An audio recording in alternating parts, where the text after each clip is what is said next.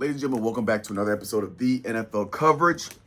Before we get started, ladies and gentlemen, remember we're having a subscriber giveaway. All you have to do is subscribe and leave a comment for a chance to win $50 on our subscriber giveaway. Winners chosen on the 1st and the 15th of every month.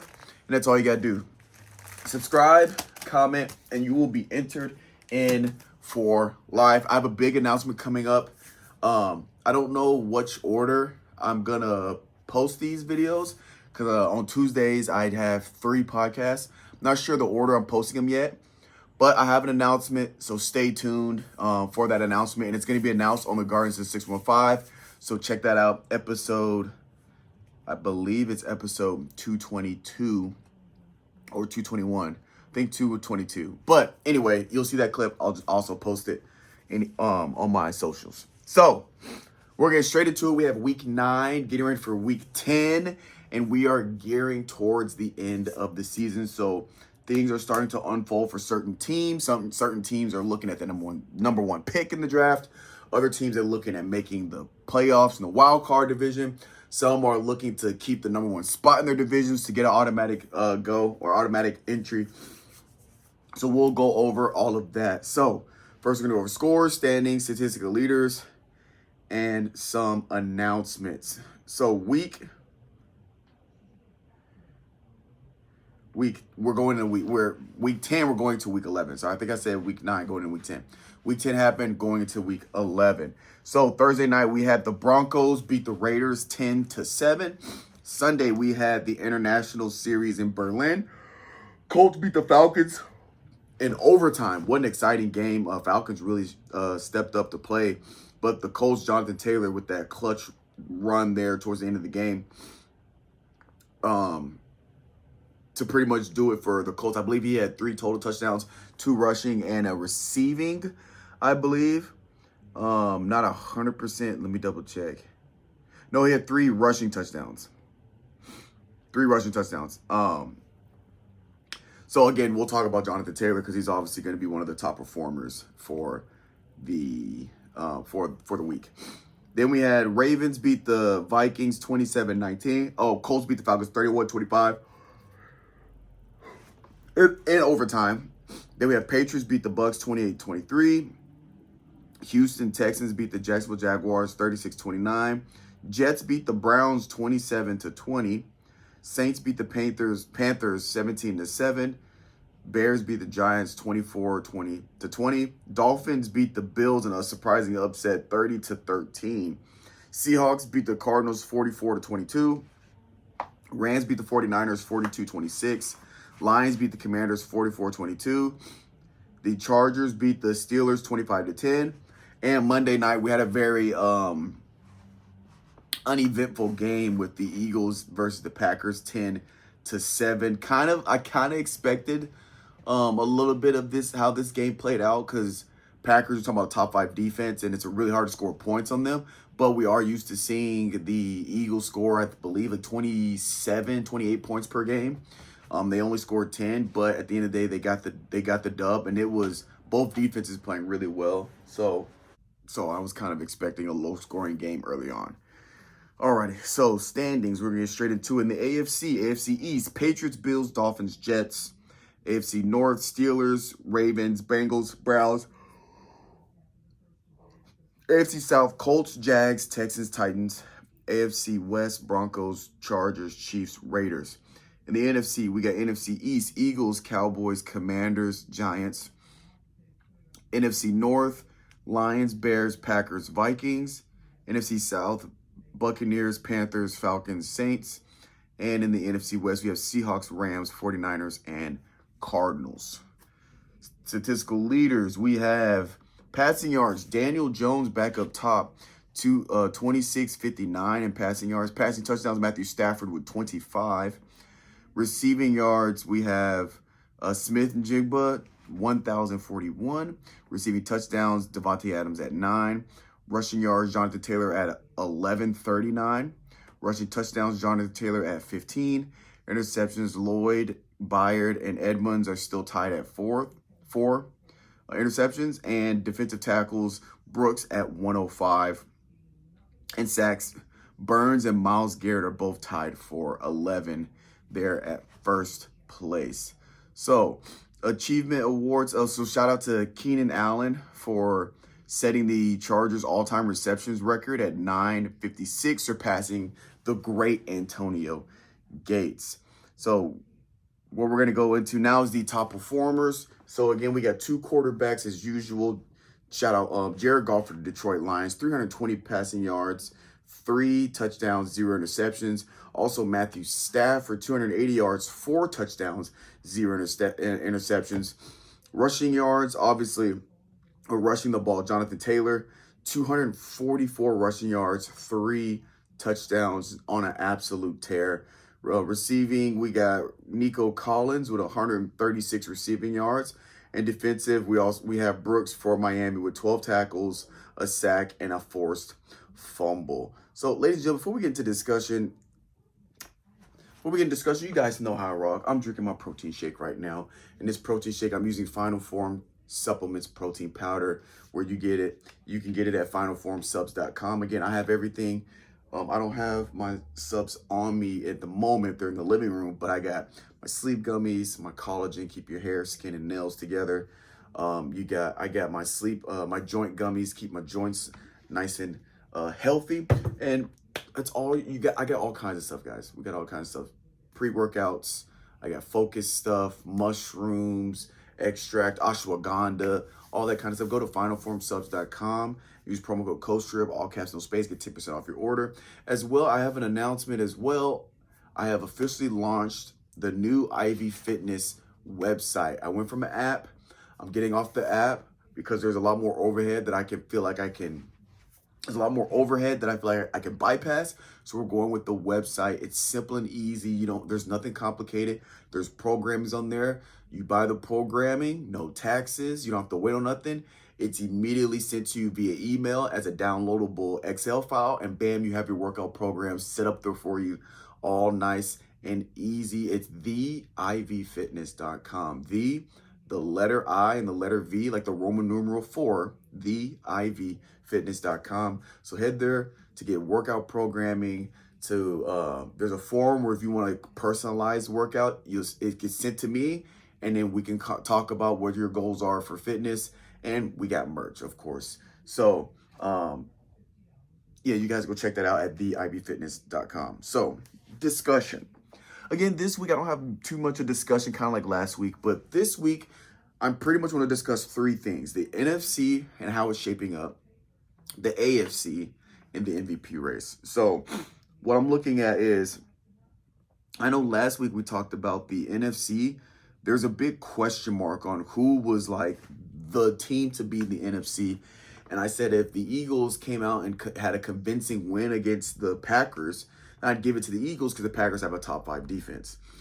They did get the win against the Packers, but for me personally, it wasn't a convincing win per se. So I feel like there's still, here's what I'll say. I think there's still a question mark with the Eagles. But what I will say is I think I can confidently say there are 3 teams at the top of the NFC after this week. It's the St. Louis Rams with Matthew Stafford, Seattle Seahawks with Sam Darnold, and the Philadelphia Eagles with Jalen Hurts. I think those 3 are the teams to beat in the NFC. It's those 3. Now, Eagles, I have a question mark there still. But at the end of the day, a win is a win. Was it a convincing win? They only put up 10 points when they normally score 28 points per game, but they were going against a top 5 defense. Top 5 defense, who I'm going to look into next week real quick, because Packers play the Giants, which should be a win. Green Bay, they usually give up 19 points per game on average. So the Eagles still even underperformed based on the averages that Green Bay normally gives up. But still, a win is a win. And the Eagles are sitting there at, I believe, the 4th best record. They're sitting there at 7-2, if you look at, with a pretty decent strength of schedule. So I think it's those 3 for the NFC. You talk about Sam Darnold and with Smith and Jigba being like the front runner for the receiving core as like the number one receiver in the league right now, and he's on pace to eclipse 2,000 yards in a single season. And then you have Matthew Stafford, who's got 25 touchdowns and one interception, a crazy touchdown interception ratio. He was leading the league in passing yards, but he kind of going back and forth. It's kind of going up and down between him, Justin Herbert, and Daniel Jones. So they're kind of flip-flopping back and forth, but he has been consistently top 3 in passing yards all season. And the team's doing phenomenal. And obviously you got the Eagles. They've only lost 2 games. You got Jalen Hurts, who's had, besides this Packers game, they've been playing really well besides their rough start to the season. So I think those are the 3 teams that are teams to beat for the NFC. So we're going to see how that plays out into who ends up where. Luckily, all 3 of those teams are in different divisions, so all 3 of them should make the playoffs. I believe the Eagles, the Eagles are secured the number 1 in the NFC East, because Cowboys are the next closest, and they're 3-5-1. So the Cowboys would have to like completely fit the script to knock the Eagles off. With Seattle, now the problem is Seattle and Rams are in the same division. So that one's going to be tough. I think right now Seattle is 1, Rams are 2. And then you still have the Detroit Lions at 6-3, Chicago Bears at 6-3, Tampa Bay Buccaneers at 6-3, and then Seattle Seahawks and the Rams are both 7-2. Now I think whoever doesn't win that division, the second team gets in the wild card off of pure record. But it is going to be tough because the team that doesn't win that division, they're hoping that the other teams don't have better records than them. So they're kind of leaving. I don't want to say they're leaving it up to chance, but they kind of are. It's not a guaranteed spot because Detroit we're looking at teams. Detroit can go on a run. Tampa Bay can go on a run. Teams only have 3 losses there. Even Chicago Bears, I don't think they'll go on a run, but they're 6-3 if we're being honest, just being fair. They're also 6-3, even though they don't really have the hype behind them. I mean, and then you look at San Francisco, they're 6-4 now. They're in the same division with Seahawks and the Rams. But it still could be anybody's game. If the right team wins out, you could see the Rams or Seahawks, one of them can end up not making the playoffs. So that's the conversation for the NFC. The AFC, I think it's getting a little tricky as well. For the AFC, you got the Colts, you got the Broncos, and you got the Patriots. Those are the 3 in terms of this year who's playing well. Now, granted, Patriots have the easiest strength of schedule in the league, right? And the Colts, their strength of schedule is easy as well. Their strength of schedule is ranked 28th, so they have one of the easiest strength of schedules. Patriots have the easiest strength of schedule. Broncos, their strength of schedule is 29th, so they also have all 3 of those teams have the easy strength of schedule.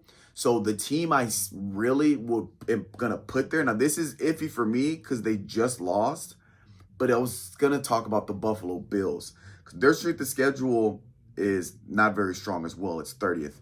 But they're 6-3, and they've at least played a top-tier defense in the Kansas City Chiefs. They played a respectable team in the Kansas City Chiefs.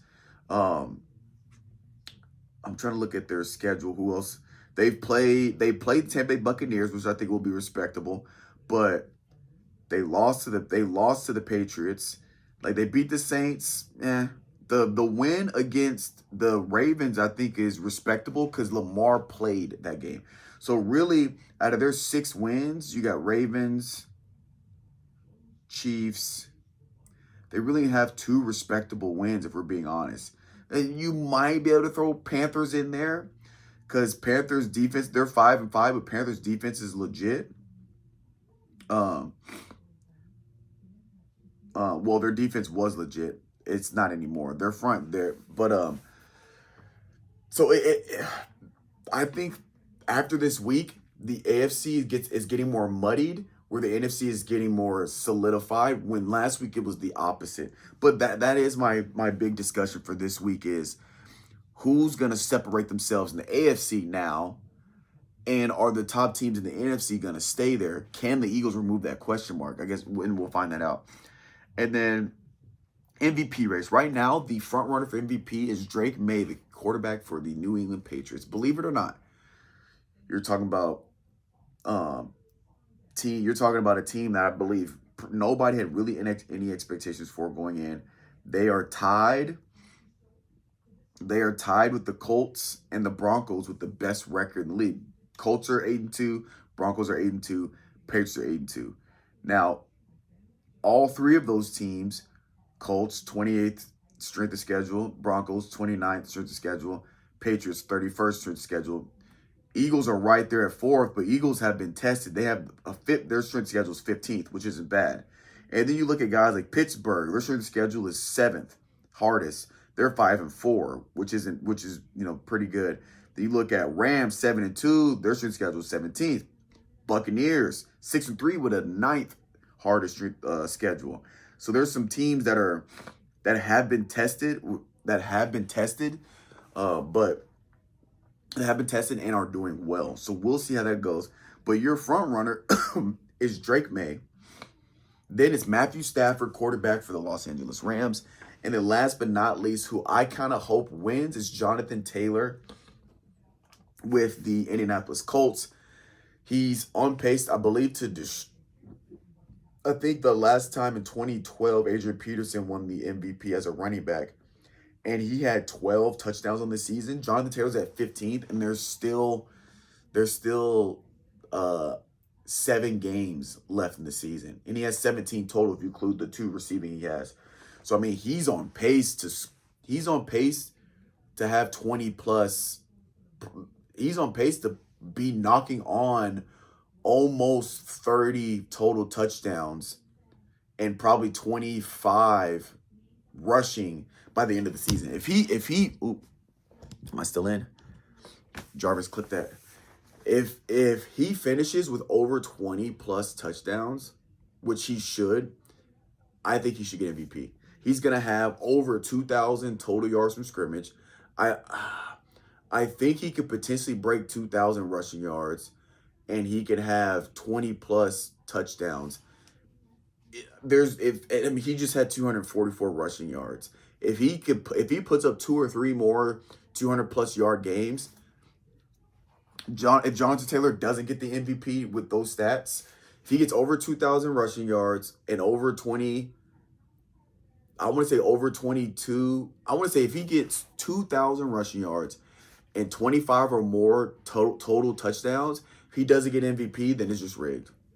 If we're being completely honest, either that or Stafford or Drake would have to throw for almost 6,000 passing yards, and they would have to have over, which Stafford could. I was gonna say they have to have over 30 plus passing yards, over 30 passing touchdowns, and almost like 5,500 passing yards. If they do those two, then I can see where you give it to the quarterback. But over 2,000 yards and 25 touchdowns as a running back is insane. If he does that, he definitely should get the MVP. But I can see Stafford goes on a tear or Drake goes on a tear, and they both or one of them ends up throwing for 5,500. I think that's Peyton Manning's record is 5,500. They do something like that, or 5,000 plus with 30 plus touchdowns. And Matthew Stafford, I think he has 1 interception. If he could throw close to 50 touchdowns with 1 interception, then okay, I'll concede that. But Jonathan Taylor is who I'm looking at and kind of who I want kind of to win that. Now, I wouldn't be mad if Stafford won because I'm a Stafford fan. Drake, I like Drake May. I'm not really a fan because it's early. I got to see him. I got to see what he does, so Stafford is a bona fide veteran, bona fide Super Bowl, bona fide like dog. And so I'll ride with Matthew Stafford, if not Jonathan Taylor. All right, so let's go over this upcoming week and we'll wrap this bad boy up. So week 11, Thursday night, we got Patriots and Jets. Patriots should win that. They're a 12.5 point favorite. But we'll see, because that game's going to be interesting, because the Jets secondary is they have top 10 passing defense in the league. So we'll see how Drake fares against this team. I assume the Patriots are probably going to lean into the run a little bit, but we'll see. I'm going to keep my eye on Dre. I think this is going to be a crucial game for him in terms of individual play for that MVP award, because if he comes out and doesn't have as good of a game because they have such a great secondary, top 10 secondary, then I think that could hurt his case. Stafford and JT could slide up, and then he could drop if he doesn't have a good game here. Then we got International Series Madrid, Commanders, and Dolphins. Then we got Chargers at Jacksonville, Buccaneers at Bills, Bears at Vikings, Packers at Giants, Texans at Titans, Panthers at Falcons, Bengals at Steelers, 49ers at Cardinals, Seahawks at Rams, Chiefs at Broncos, Ravens at Browns, Lions at Eagles. Then Monday night we got Cowboys at Raiders. Bye week is Indianapolis Colts and the New Orleans Saints. My games of interest, one of them is the Detroit Lions and the Eagles. For the Eagles, I think this is their biggest test right here. This is the one. This game right here is the one for the Eagles. I think if Eagles wins this game, to me, Eagles are winning the NFC. It's that simple. Detroit Lions is going to very respectable, 6-3, right? It's going to be probably their, off the top of my head, probably their most respectable win. And Lions have their offensive rating is 6 total yards. Total defense is 7th. So they got a top 10 offense, a top 10 defense. If Eagles can show up, now there is a home game for Eagles. They have that advantage. But if they can show up and get this dub, then I think Eagles got it. I think I can comfortably say I think Eagles got it if they can come out here and get this dub against the Lions. Same thing for the Lions though. It's 6-3. This is a test for them. I think if Lions come out here in Philadelphia and steals this from the number 1 team in the AFC, I talked about it earlier in the season. The Lions, I think, were the team to beat because at the time they had their offense was top 5. I want to say their offense was at one week their total offense was number 1 or number 2. And I said if they could put up 30 points against, I forget who they played, but it was a top 5 defense. They put up 30 points against this defense, then I don't see anybody stopping them. They've lost a couple games since then, but it's not too late. They're 6-3. They're still in the conversation. So that one's gonna be one of my games of interest. The other one, where is it? Chiefs and Broncos. I'm going Chiefs and Broncos because I think this is going to be the game to show, are the Broncos fraudulent? If the Broncos comes out and they beat the Kansas City Chiefs, then I will concede and I will, because I still have a lot of question marks for the Broncos, right? All their games are ugly. They're getting wins, but they're not like convincing wins. Chiefs, they got a top 10 offense. Their defense is top 5. If the Broncos defense is top 5 as well. They're 4th. Broncos defense is 4th. Kansas City's defense is 5th in total defense. So Broncos, they're no team to slack on. But the Broncos offense is 19th. Chiefs offense is 8th. So if the Broncos, in my opinion, if Broncos can come out here and score, if they can outscore the Kansas City Chiefs offense, because basically defensively it's a wash. You're talking about number 4th ranked defense, number 5th ranked defense. So if you look at them defensively, Broncos defense versus Kansas City defense, it's a wash. Offensively, that's where the gap is. Chiefs, top 10 offense in the league. Broncos, 19th. If the Broncos can come out and score more points, outscore the Kansas City Chiefs this week, I don't think the Broncos are fraudulent. I think they're a legit team. And I just think the reason why it seems like a lot of their games are sloppy or why they aren't winning convincingly, because I think that they're just winning off of pure matchups and scheme and not necessarily talent, if that makes sense. They have talent, don't get me wrong. I'm not saying they're not talented, but I'm saying on paper, they don't just have this slew of just all pro guys from top to bottom. Now, they have obviously, Patrick Surtain, Cortland Sutherland. They also have J.K. Dobbins, who's top 5 in rushing. So I'm not saying that, again, they're not talented, but on paper, they're not a team that you think is just going to come out and torch you offensively, right? They went off of pure scheme, pure matchups, and their coach, they're getting guys in the right place to make a play, right? If Broncos can come out and outscore the Kansas City Chiefs with this, it should be a low scoring game. What's the point spread on this? 44.5 is the total. The over under. So they're expecting what, 20, 22? Yeah, so I guess if you're going the over, they're expecting the line to be about 20 points per game or 20 points per team, with Chiefs are a 3.5 point favorite. I honestly think it could be lower scoring than that, like 14-7, 21-7, or 21-13, something like that. But anyway, I think this is the test for the Broncos to show if they are legit or not. It's right here against this defense with the Kansas City Chiefs. And then I had one more, last but not least, the Tampa Bay Buccaneers and the Buffalo Bills, kind of for the same reason that I talked about with the Lions and Eagles. Both teams are right here. Both teams are 6-3. Both teams are top in their, Bills are second in the AFC East, but they're both like top 1 or top 2 in their respective divisions. And so I think this is going to be I think this is really a test for the Buccaneers, not the Bills. Because the Bills we know, it's not a conference or divisional game, but we know the Bills can come out. They really should be 7-2. That loss they just had was kind of like, all right, like these guys just didn't show up for the game. Cool, dust that off, put that to the side. That's an outlier, right? That's that one game where we're like, all right, they bullshit. You take that one outlier out. We know the Bills can come out and they can come out and torch you offensively. James Cook is playing phenomenal. You got Josh Allen doing what Josh Allen does, and that defense for the Bills, they show up and they play.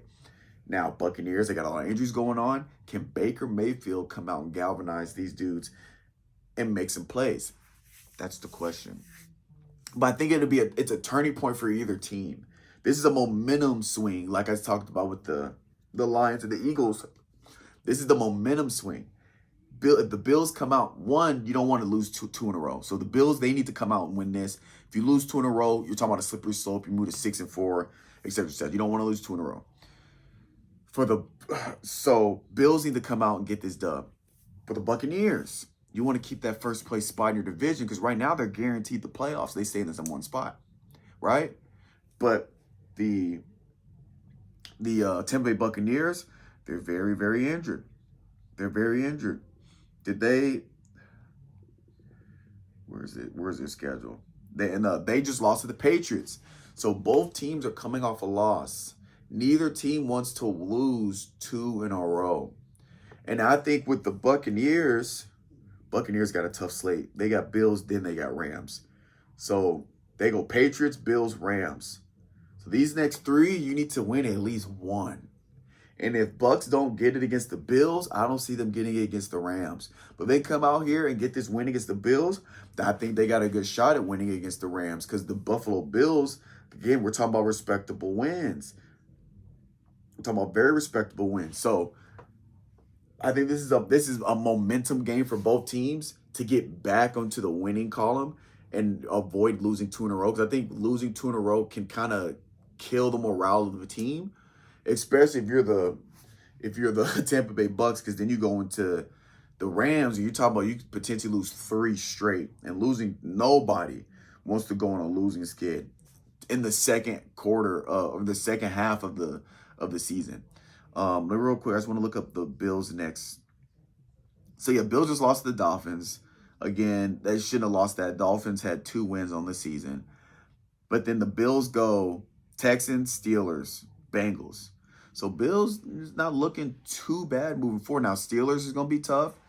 Texans, you don't know which Texans you're going to get, but that could be a solid game. And then Bengals, Joe Burrow is supposed to be coming back this week, so you don't know which Bengals you're going to get, because if Joe Burrow comes back and he gets a game to knock the rust off, you might get prime time money Joe Burrow.